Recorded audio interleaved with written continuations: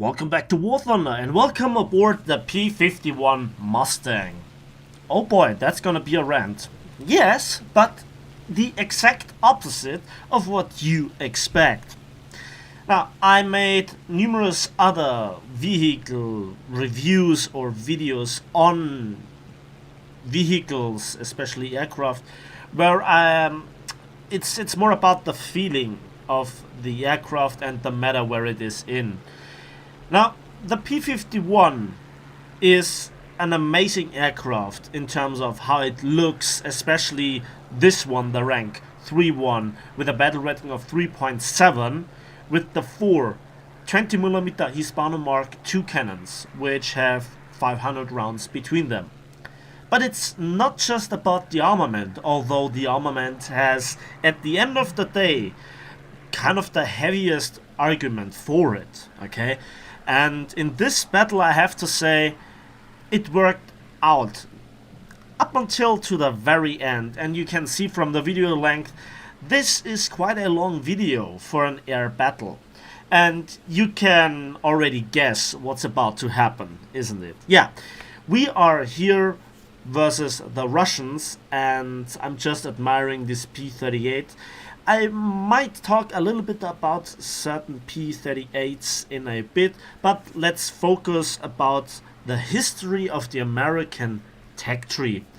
When I began to play War Thunder, I was exclusively playing nothing but aircraft, because obviously there were no tanks there.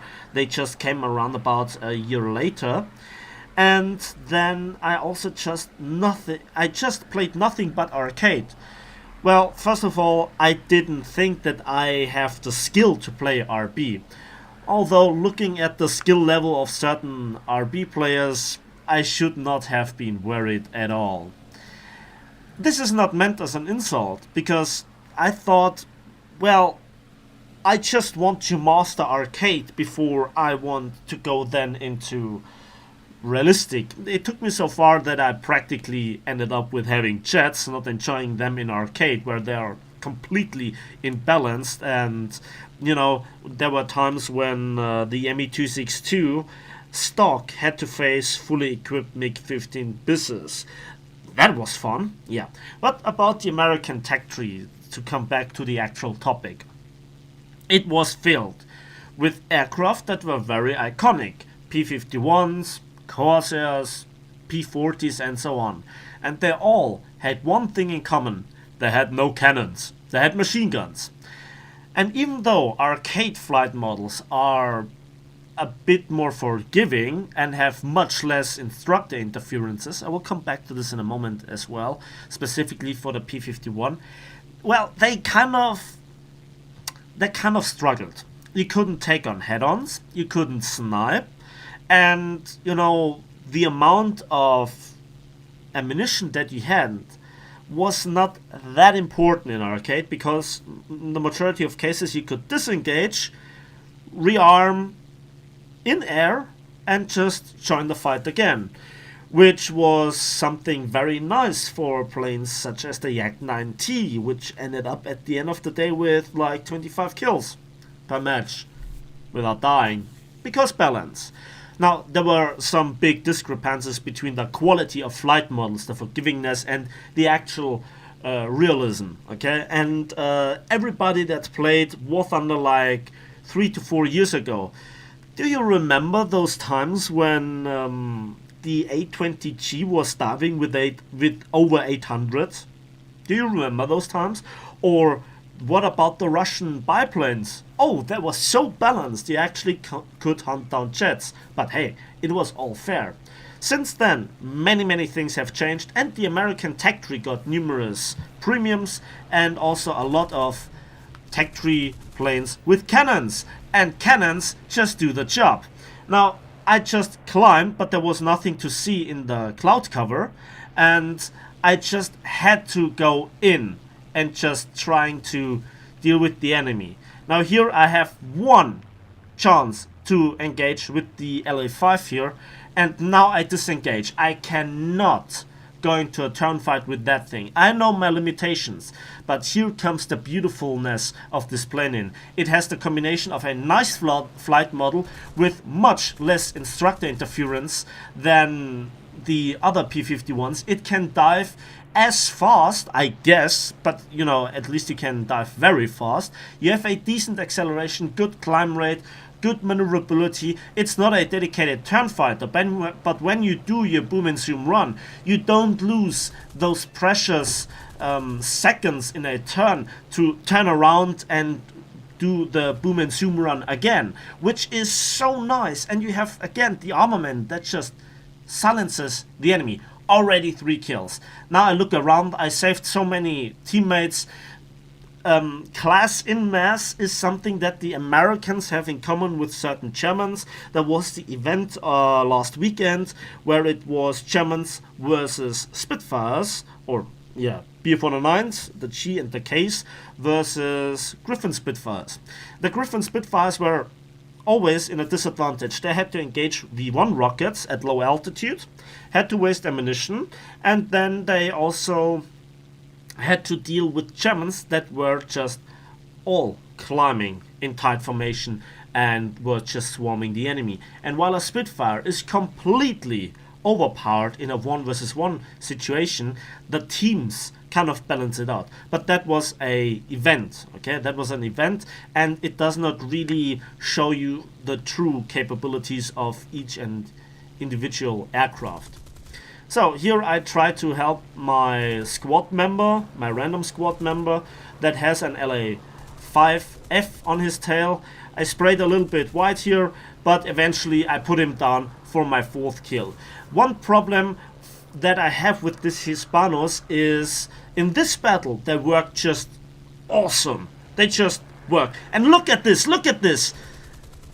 How likely is it that you make this shot with a 50 cal? Yeah, technically, and maybe he burns, and yeah. I have my 5th kill. I'm not asking questions, okay? I have the kill in the bag, my 5th kill. Now I'm low at ammunition, 135 rounds, but that is just amazing, you know? 5 kills with 1 run. Yes, I did everything wrong. I was at low altitude, I was kind of dogfighting, although it was a mixture of dogfighting and boom and zoom running, but I also just have the results in the bag. The P-51, this variant here, is so outstandingly good that it actually puts all the other aircraft around its battle rating in the American tech tree in a big disadvantage, because there is nothing left for them to kill, okay? But overall, the teams have more chance to win, okay? So, up until this point, you know, there are good sides and bad sides. Let's get a bit more technically, okay? What about the engine? Well, the engine is a good engine in this aircraft. And I have to say, if you talk about this, it's an Allison V1710 39 12-cylinder inline engine, and it's water cooled. And it has a maximum power output of 1080 horsepower. That's not too strong, but the aircraft does not really feel heavy for me. And this Peshka, oh god, I love cannons. But you saw the next problem. I received 1 hit and I'm heavily damaged. It's not that I have an engine leak and an oil leak. In this case, it's just an oil leak. But the engine is already orange from 1 hit. Of course I have to go back after my 6th kill. I still have around about 60 rounds left, but you know, I don't play around. This is an amazing battle so far. I have to make sure that I get it. At this point you kind of already see the actual problem if you have paid attention to where I looked at and what I did. And when I eventually open the leaderboards and so on. The problem, again, are bombers hiding at the airfield. And that is practically the rest of this battle, where I hunt them down. So let's kind of cut it a little bit short. I just wanted to show the landing as well, because this plane is rather forgiving at landing, you know. It doesn't suddenly flip around and does silly things. it just lands and breaks. And yeah, I kind of did not really use the flaps here, but still I make it work, and it's kind of a nice landing together with a bowfighter. And I go into the cockpit view right now, and he turns his plane as well. Really nice. I just love to fly planes that are effective. So the engine also has a nasty habit of overheating over time, a little bit like a Focke-Wulf, and with the manual engine control it's controllable, but just the radiator. But it doesn't matter, because the radiator also cools down indirectly the oil, and the oil is the actual problem. And in this case it's actually pretty easy to control. Open the radiators like 40 to 50%, and you can climb for days, and you don't have to take care about your mixture or also your supercharger gear, because you have no control over it. This is a good thing and a bad thing. For absolute maniacs that love to control everything, it's not very good, but for the average player like me, kind of average player, don't take everything serious that I say, please.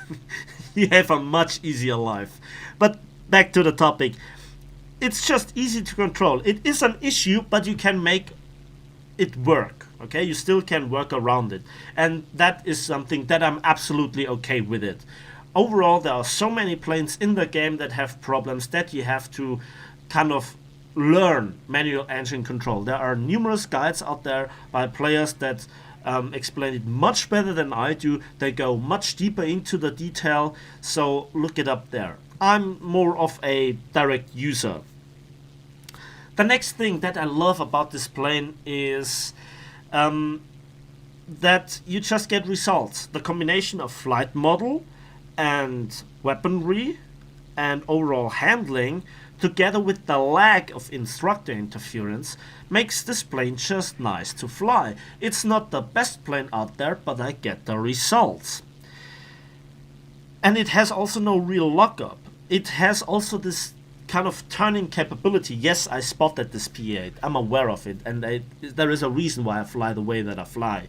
I want to get the same altitude, then turn around and go into a head-on and just put him out of his misery. If then I get damaged by the engine again, the airstrip is just, nearby. In the worst case scenario, I can sail back to it. So, back to the topic with how this plane flies. You just do your normal boom and zoom tactics. You side climb.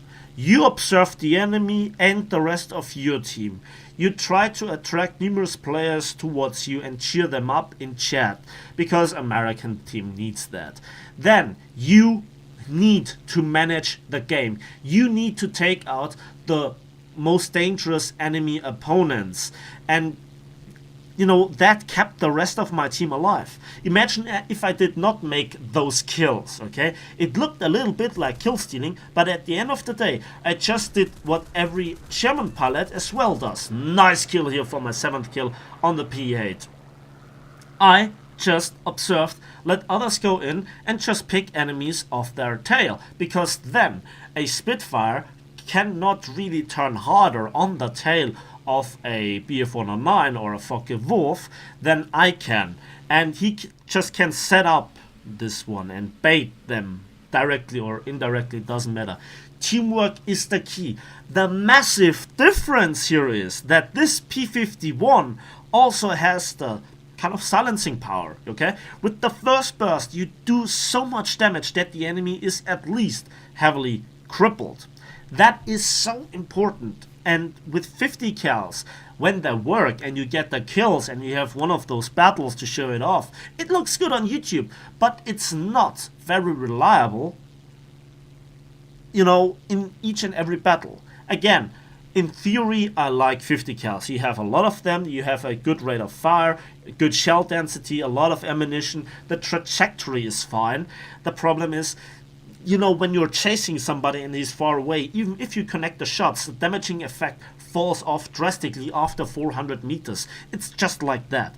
High explosive shells, they are chemical energy based weapons, they don't fall off in their effectiveness. Yes, they also have trajectories, but Hispanos are really nice. I mean, you see the length of the barrel sticking out of the wings. They are amazing, okay? Hispanos are just mwah. And even if they're wing mounted, you just have to play a little bit around with your conversions, maybe use some belts with a few traces to get a decent feeling for them, and then switch to either the stealth belt or the air target belts. In this case, I use the air target belts, and it just worked out really well. Now, in this case, I'm asking myself, is this again one of those days where we saw a secret document kind of update that buffed all cannons so far, or is it very similar to the overall performance of the stealth belt? Because with other planes I did not really have that feeling being equipped with Hispanos, but always the Hispano Mark IIs, they have this really nice gun sound. They have this feeling. They don't spray around too much. They're just not like, they are the M2 50 cals of the weapons. They're just reliable in theory, but in practice they are truly reliable. I hope this made sense for you. Now let's look back into the tech tree and just let's have a look at the changes. We saw numerous bombers being added since the very beginning, new attackers, among them the fantastic 82 Skyraider. Then all the Bearcats weren't there in the beginning. There were no F7Fs, no F2H, and so on, no Cougar, and many other planes. Among them also the P-38 variants. No P-38J15, no P-38L5LO or L0, I'm not quite sure. Also no P-47N, okay? They all have their really unique features. I love P-47s. They just work for me. Unlike P-51s, except this one because it has cannons. And you just saw the effect. I was just killing. It's the effect. It's the result. And yes, I am a result-orientated human being. I'm sorry about this. But if something works out, I ask myself why, okay? But if I don't figure it out, I just use it and just say, okay, it's just the way it is. I know exactly why it works and so on, and damage models, yada yada yada. But the changes for the American teams is that they got so many nice additions at throughout all the battle ratings being equipped with cannons that the actual 50 cal is not a drawback anymore. It's an alternative line towards all the cannons. Okay, you don't have to fly 50 caliber equipped planes. You just can fly this plane for days. Do I recommend this plane? In the current state, the day that I make this video, yes. Okay, if you have the money for it, put a talisman on it and just enjoy yourself. This plane is really nice. I think the British one is in the game for a very long time, and it always baffled me that the British have another premium plane that is so much better than the original American ones. At that time I did not really know what was what, but you get the point. It's the Mustang Mark 1A, and I also like it. However, in the British tree you have Spitfires, okay, so there is no real need for this one, although it's still nice. But then you can get Griffin Spitfires at tier 4, which are very balanced, and you also can get Boomerangs at tier 2, which are very nice planes indeed for the British ones. Now what I'm doing here is I'm circling around the airfield and trying to spot the enemy planes and just looking where they are. I'm not sure if you have the resolution, but I see them. I have a big screen and I play on high resolutions. I'm not quite sure how it exactly ends up on YouTube. When I go to 1080p it looks really nice indeed. Let me know in the comment section about this one, how my videos look. On 480 they look really washed out. 720 is okay-ish in my opinion, and 1080 is really nice. 60 FPS, that's what I have for my videos, so I think in this case I improved a little bit since the beginning. So yeah, and there is just nothing that I can do, okay? And this is the bad part about the late game scenarios. I have no bomb load, okay? This plane cannot equip any kind of bomb load, so I can't go back to base and just try to yeah, get some bombs, climb over the airfield, and once I'm exactly over the airfield, okay, I go into a 90-degree dive, and theoretically I should be able to bomb them more or less precisely where I aim with my crosshair, if they are exactly below me. And you know, from if I would have a 500 kilogram bomb or a 1,000-pound bomb, if you're American, then you know it should work out for somebody that doesn't expect it, okay? Because those two guys, they are kind of chilling out on the runway, and you know, they just have the AAA. They have lost the match, okay? It's already over for them. Those are two bombers. One is a P-8 and one is a Peshka, a PE-2 of some designation. I'm not quite sure which one exactly. The Peshka is just doing donuts on the airfield and from time to time fires a little bit to get prepared, to get back. The P-8 also lands, gets repaired, gets an air start, and then circles around. And you can see them here, this bright dot just flying anti-parallel to my flying course. And yes, a big shout out to you two guys, you really annoyed the hell out of me. Thanks for this very nice gameplay. I cannot engage. I probably could take down the PE-2, okay? But I'm also risking that he gets then, while I do my attack run, getting repaired and getting sucked back to the end of the airfield, and then I just make an attack run into the void and I get shot down. And you just saw how vulnerable this plane is to any kind of damage, because again, the engine is water cooled. Just to talk a little bit about this. When you get damaged in something like a P-47 with a radial engine that is air-cooled, it can sustain the damage longer before it really gets into trouble. Water-cooled engines not, because they rely on the water cooling the engine, which is more effective and a bit more compact, but it's also very vulnerable to damage if you know you have a leak and then there is nothing left to cool and it overcooks. However, the P-51's Allison engine, and also from the D variants, you know, this Griffin variant, whatever it is,